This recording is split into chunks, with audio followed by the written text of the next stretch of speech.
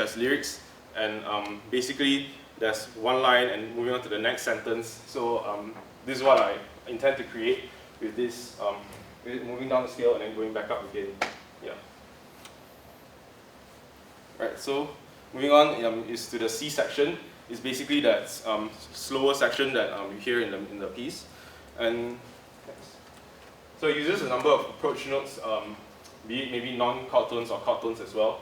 So the C section phrases are not consistent, so some may cover 2 bars or 4 bars. It's part of the stylistic idea of this section. It's more kind of a bit more freestyle in a sense, and the phrases seem to always be in the contour of ascending and then descending. Yeah.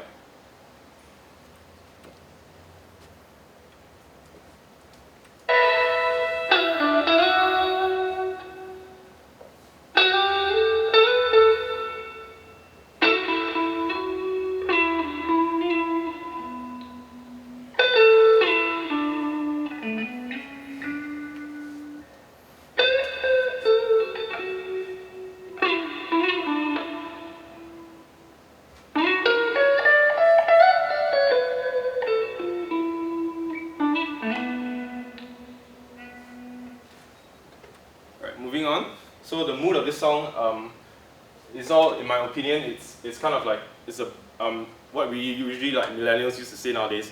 It's like, it's a bop. Like you can groove your head to it, and you can move your head and maybe dance around a bit, that kind of thing. So I use like simple yet groovy beats and bass lines. So like the use of tensions within the melody or within the chords itself as well. So it's just basically just music that you can just vibe out to, or in the car or wherever you are, that kind of thing.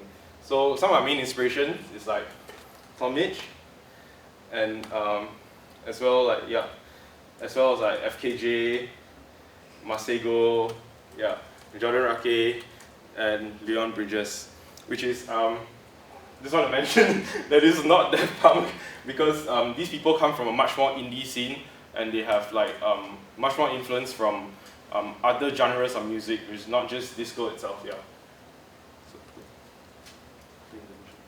So this one is from Tom Mitch.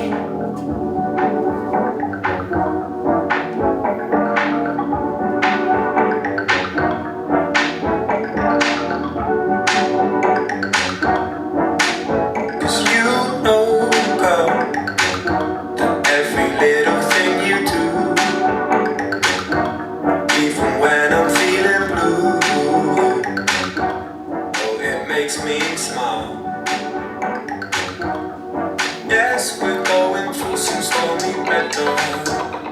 Bless the fact we still move together. 'Cause I know we'll. Alright, yes, and next one, is by FKJ. Sorry.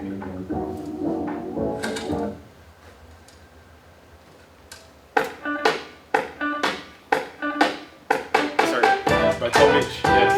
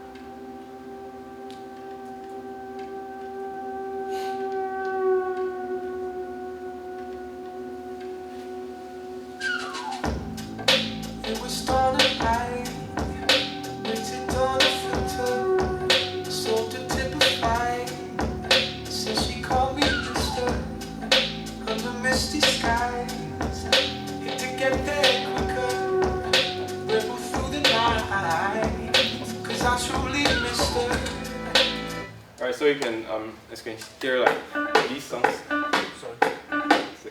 Sorry, you can hear like these songs. Their main influence actually, these people are just like beat makers. Actually, so they come up with a lot of cool and groovy beats. That's their main inspiration for this whole, for what they do with their music. Yeah. Alright, next. Alright, so moving on to the groove. So the drums in the intro in verse 1, basically, you have no hi-hats. So it actually features a different beat from the rest of the song to provide like contrast to the other sections as well.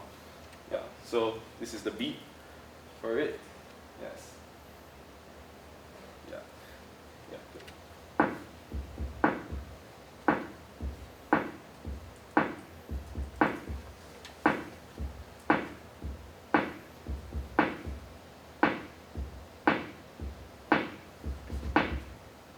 Yeah. Alright. So and then in verse 2 and C section, none. So yes. Moving on to the chorus drums. It's a simple beat, yeah.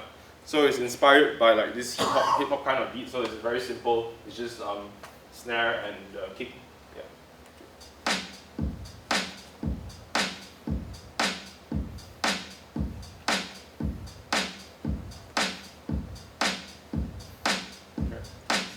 Yeah.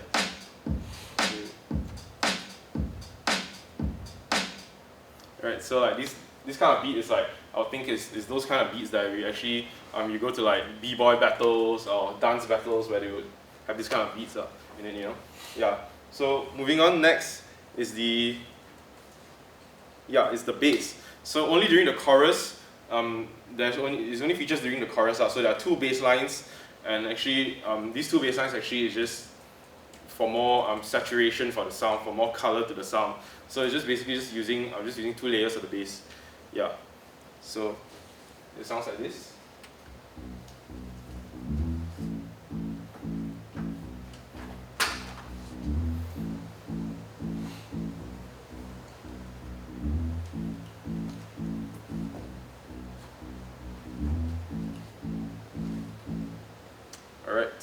Alright, they play the same notes but almost similar rhythms lah.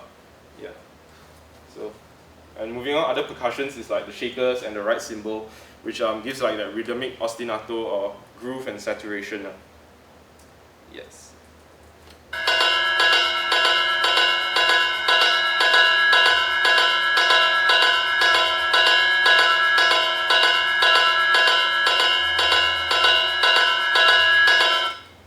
Alright, moving on to the form.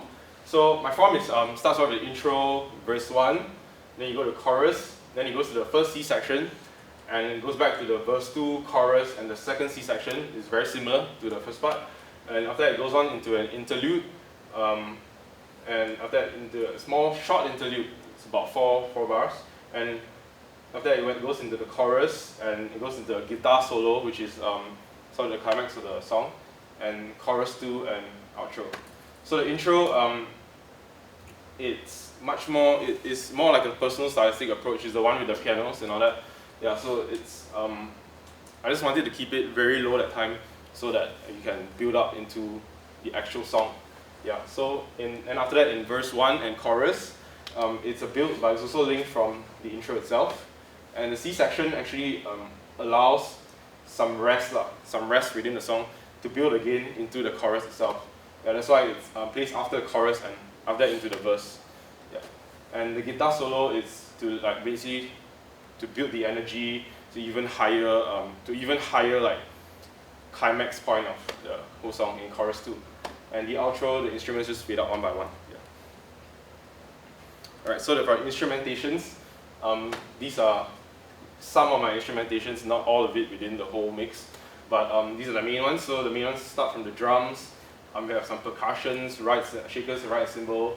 We have bass guitar. We have two sounds of that. We have actually a synthesized drone, which comes from the viola, and a synthesizer which has this oscillating kind of feel, and as well as a piano and electric guitar have rhythm, which is playing clean, and electric guitars for the lead guitars. We have two sounds to layer that plays in octave unison. So the lead section during the chorus, so the lead section during the chorus, which is that short note that they are playing, is actually layered by 6 guitars on 3 different octaves. Yeah. So, and after that, for the melody itself, it's just high gain by just multiple gain staging and all that. And sound effects, whether that's telephone ringing at the start of the song, sorry. Next. So the overall contour. So I believe for my song, the entire composition counter like relies mainly on the form itself.